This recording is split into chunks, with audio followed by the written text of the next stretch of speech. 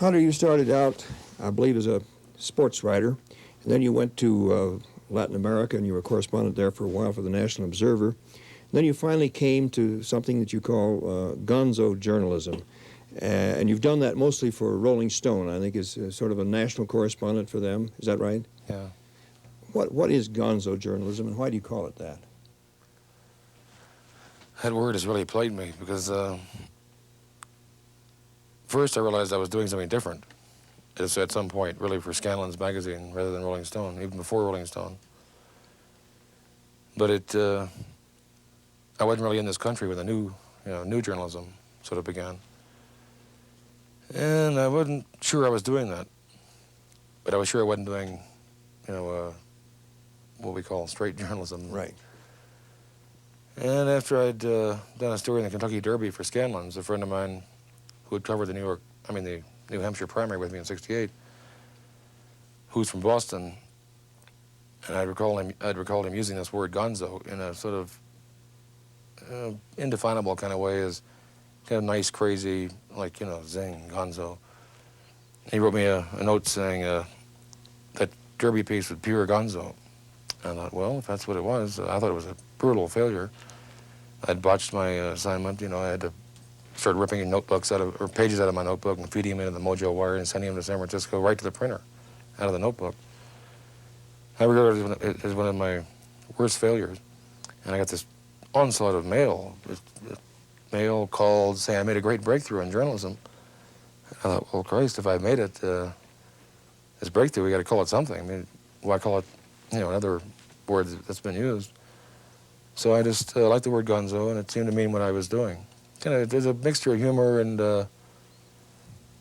kind of a high stomping style in it. It's a bit more active than your normal journalism. It's got a great sound, that word Gonzo. Yeah, I'm a word freak. I treat words like music. I like that. When I read Hell's Angels, which is the thing that really put your name up in lights, as it were, this really wasn't Gonzo journalism, was it? As far as the writing is concerned, this is straight, factual, hard-hitting reporting. But there are pieces of Gonzo in there that I didn't realize until I went back. Right, yeah.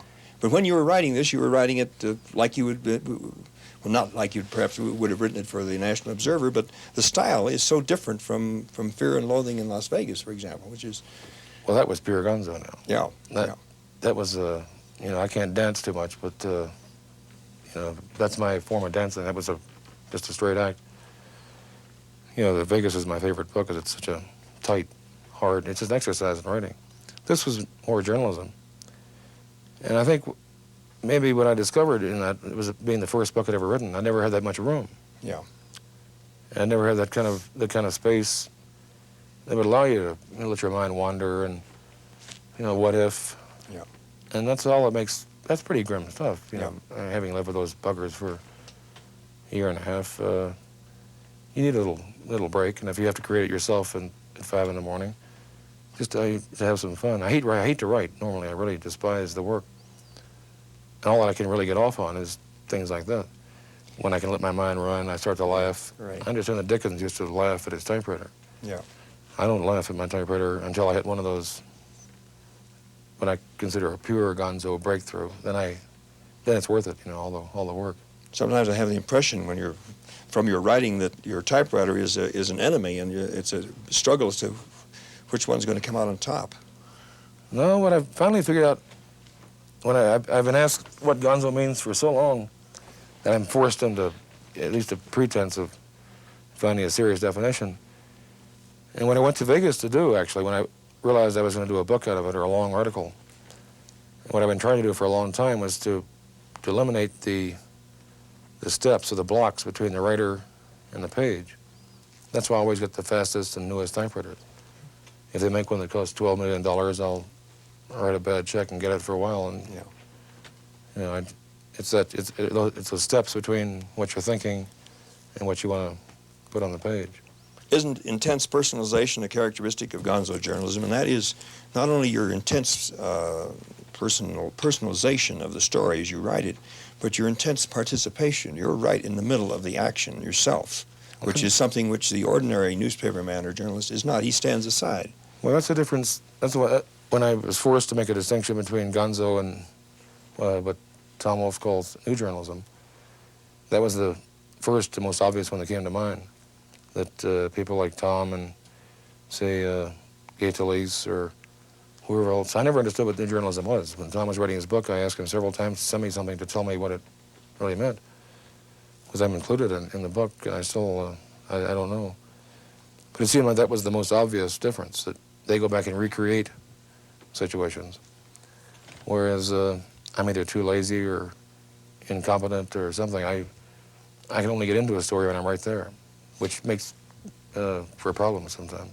Well, I couldn't help, and I think many people probably have compared you with Tom Wolfe because you're both very strong as far as style is concerned. He has a different style from yours. But to me, it seems that Norman Mailer is closer to you because he gets involved in the story just as you do. Well, I remember in August of '68, when Mailer was writing about Chicago, I was there. Yes. And I was researching a book that I've never done. And I was at the corner of Michigan and Balboa at That famous 7:30 night? when Reverend Abernathy let his mules off, and I was right smack in the middle of it. Yep. And Mailer was at a cocktail party, 2 blocks away, which is not to take nothing away from Mailer at all. No. Because I think he's broken ground for a lot of people. Mailer was really an icebreaker for me and Wolfe. He deserves a tremendous amount of credit for having had the balls to go ahead and plow his own ground.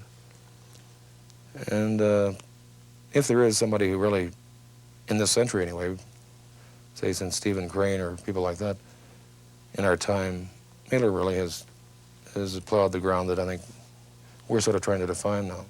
Wolfe in his way, me in mine, other people in theirs. Then we have another thing in journalism that I've noticed, and I know you have all our careers, and that is that sports reporters have a special quality that they inject into reporting: style, a color, a philosophy, which the mainline reporters don't have. Goes back as far as people like Hemingway and Ring Lardner. I was going to say, if you give me some examples, that's pretty heavy to spring on me there. Well, you want to explore maybe a reason or two for that? Yes, I'd like to. I think 2 come to mind right away. One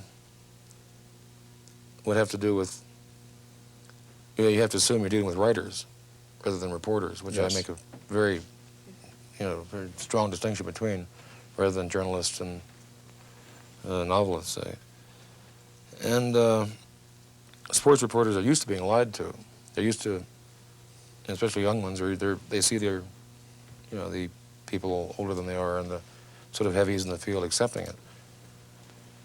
And the best of it makes angry. And that's one reason. You come in with what's Hemingway's phrase, the most valuable tool a writer has is a foolproof bullshit detector. That's not right, but it's just about right. And sports reporters, sports writers, with the obvious exceptions, there may be 1 or 2, know they're being lied to. It's a whole horrible con job. And you either accept it or you don't. I chose not to. So that's one reason. And so you come into any other kind of politics with a background of being conned all the time, and of having gone along with it a little bit, maybe not, or when you didn't, getting punished for it. So you come in a little angry. And the other thing is that sports writing has such a, this is where you get the distinction between writers and reporters. You get, in sports writing, the opportunity to use verbs and adjectives naturally that would never come up in political writing or even general reporting. I remember I used to edit 2 papers at the same time in Florida. And I would have a hell of a time with several football games on one weekend writing the headlines. The Eagles would squash somebody and the Penguins would rip somebody and somebody else would stomp somebody. And there's a great sense of kind of presence in sports writing. You want the feeling of the grass, the atmosphere of the crowd, the tension, the excitement. You get a tremendous leeway with the usage of words. Where you have to weigh your meanings and that sort of thing in political reporting. You don't have to in sports writing. Matter of fact, the wilder you get, the better it is. That's right. Well, what about your style? What about Gonzo journalism? when it comes to these intensive investigative stories, the sort of thing that was typical of Watergate, how do you cope with that kind of thing? Or can you really cope with it in gonzo journalism? Don't you have to have somebody out there doing the digging first? Yeah, one of the great ironies of my life is that I was in the Watergate the night that they broke in. You were? I was in the bar with Tom Quinn, a sports columnist for the now defunct Washington Daily News. And we'd been swimming downstairs. There were only two places in Washington I could stand. One was a Watergate pool, the other was a hillbilly bar called the Shamrock, which is now closed, which gives me even more reason not to go back. But I can kind of excuse myself for I'm not in the habit of going to every place and looking for tape on the locks and every, particularly big hotels. But being a one-man staff really at the time, no, there were two, but no, at that point there were really one. Tim Krause hadn't really come in yet. And, or if he had, but he'd gone off in his press book. So, no, you really have to have a staff. You have to have, I remember even Carl and Bob, when they were first putting it together, they had, a veteran police reporter who had a note of some sort, who knew something. You really have to have, you can't do that kind of saturation investigative reporting. No, you might do it once if you really stumble on, if you find a thread you can pull on. I remember that... Cy Hirsch does that. Yeah, Cy does. He does it as a one-man band. I don't know how the dickens he does it. I don't either, but I think he's damn good. Somehow or other he manages to do it. But I remember you were talking with Tony. He's mean. Yeah, that's true. That's one of the main qualities of, I think, honest. Yeah. I consider myself honest, though I might be a little bit weird. I think meanness is a very critical quality. When you were covering the McGovern campaign, did you have a premonition that something was going wrong, there was something deeply wrong with the campaign? I've seen the energy go out of it. When you're driving a car very fast, you can feel it when it peaks out. No matter how heavy your foot is, you can't make it go any faster. And then it starts to, unless it's perfectly tuned, it'll start to sputter, and that's what was happening. And I was trying to find out why, because I was very concerned about it. Yep. I've had a visceral, personal hatred for Nixon for as long as I can remember it. I was losing my perspective at that point. Yeah. But you have to keep a perspective in gonzo journalism just as in any other kind, don't you? Well, I don't know. I think my final refusal to write the October article, which ended up about this long, the title was For Whom the Bell Tolls. What was that? I'm not familiar with that. It was my coverage of the Nixon, it was sort of the wrap-up, the last piece before Election Day. Mm-hmm. And they had 5 pages open for it, and they're all waiting, art ready to go. And I sent them, at the last second, I sent them a portrait by a friend of mine in town. It might even be up there. Mm-hmm. Yeah, I sent them that, a re-elected president with a death's head. Yes. And about 500 words, which I still consider to be probably the most cogent 500 words ever written on the campaign. Just saying I was so disgusted that with the country and with the campaign that I couldn't write. I didn't feel like writing. I was going to vote for the first time in a presidential election for a major candidate since 60. Or I wouldn't vote at all in 64. I voted for Dick Gregory in 68. And I wrote that as an epitaph, really, for the campaign. I knew, it was all over. I was very depressed, and I had no idea what was coming. If I had, I probably would have spent Election Day out here just rolling in the yard laughing. Yeah. It didn't take them long. Within 6 months, they were up to their neck and that's right. And swill. You didn't have any feeling from the Watergate stories that had appeared at that time that anything like the... Yeah, I knew that there was a story I should be on. Yes. But this time, Tim Krause was working on his press book. Yes. And the campaign had entered its sort of terminal stages. And that was the first time Rolling Stone had ever even attempted to cover anything except music or anything directly related. Yeah. So we just couldn't do it. Yeah. And thank God, Bradley and Carl and Bob and Sussman and those people had enough sense to keep running that story. That's right. That's right. But I think probably you would agree with me that there is a small or maybe a large incompatibility between Gonzo journalism and this kind of factual digging, putting, it's like a crossword puzzle, getting it all I together. think that's where you get that disparity between the writer and the reporter. Yeah, that's right. If you can, if you accept that, then there's no need to talk about new journalism or Gonzo journalism. That's right. But you sort of start off where they leave off, isn't that right? Yeah, I hadn't thought of that, but that's really. It occurred to me about halfway during the campaign that people actually believed a lot of the things I was writing about. Muskie eating this strange Brazilian drug, and I assumed that everybody else was getting their coverage just like their basic coverage, like I do, out of the papers and TV. And about halfway through the campaign, I realized that, my God, this has been one of your problems, hasn't it? That people don't understand when you're putting them on. That's been a problem a lot longer than most people realize, I think. Maybe even longer than I realize. I'm not even sure myself anymore.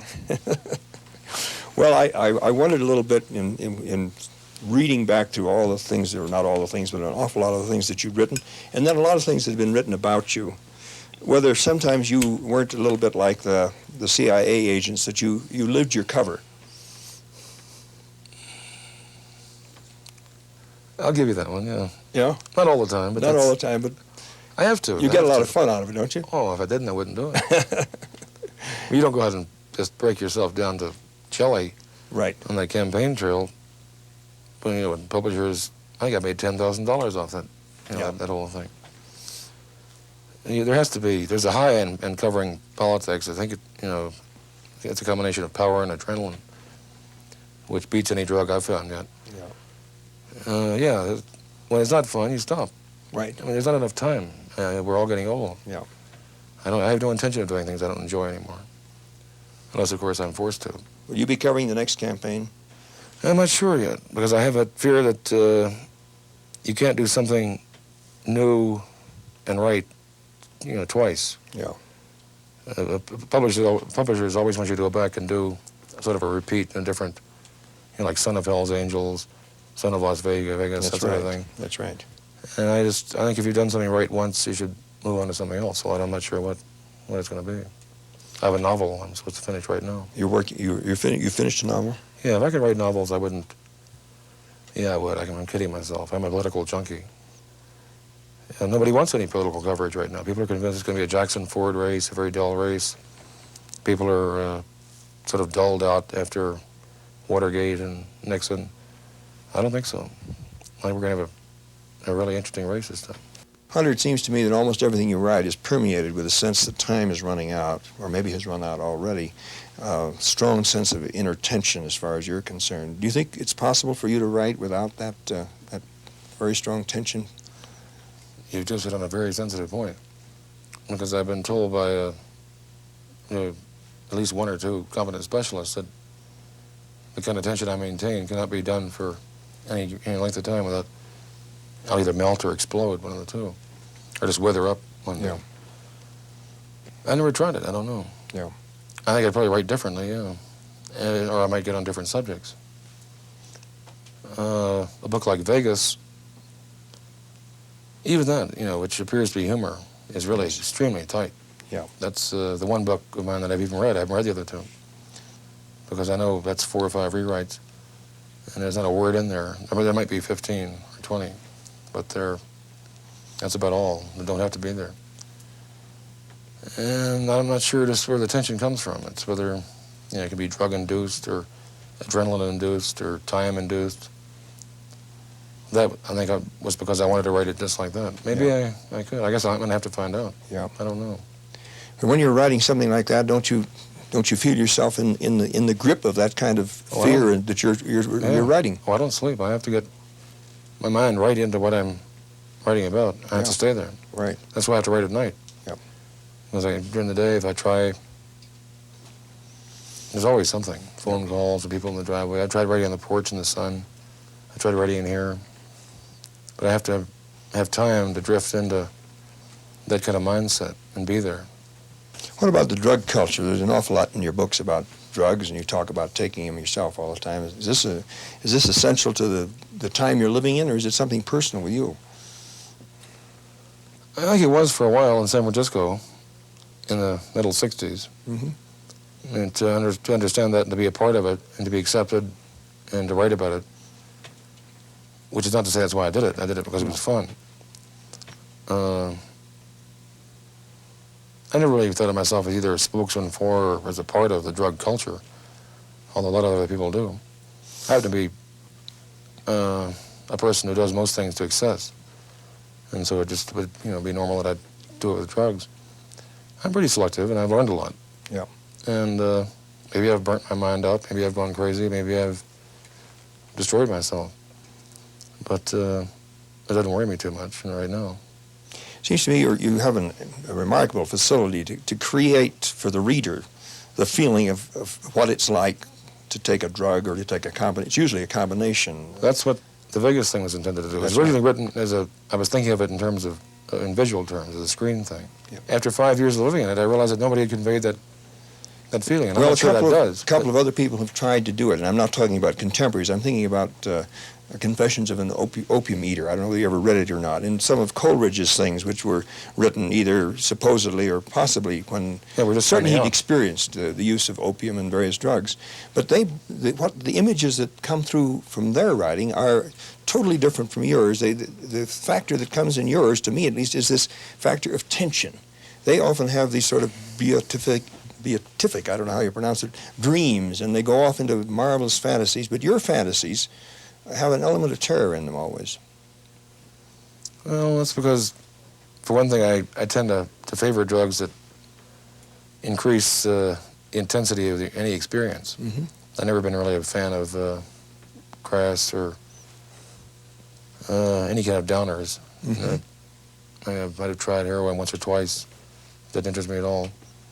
I like anything that intensifies the experience, and sometimes you can go a bit too far. Then you get real terror. Yes. And but once you live through that, you've gone to the bottom of your mind, and there's nothing there that's going to, no horrible animal's going to come out and, frighten everybody around you and embarrass you tomorrow. I was told for years that I was too violent to eat LSD. Mm-hmm. And I was basically a violent person, and all these people liked me and could get along with me on occasion. That under no circumstances should I ever touch that stuff, because it really robs you of all your defenses. Whatever you're going to do, you're going to do. There's no, like junkies talk about smack. There's a phrase called walking with a king. You know you're on a different level. Did you ever read William Thompson's Edge of Consciousness? Are you familiar with that at all? No. It's interesting, and I think you'd like reading it, because Bill Thompson has a theory that writers like yourself and poets, particularly, and artists, people who have intense consciousness, really are capable and do in what they see and what they feel and experience something which lies ahead in the future. They really are in the future. If you want to know what the future is, you go to people of this kind.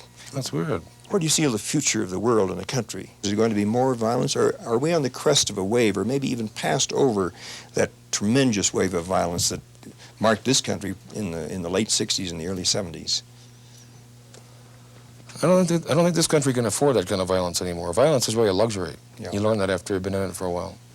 I used to like to get in bar fights, and I was sort of an apparently violent person.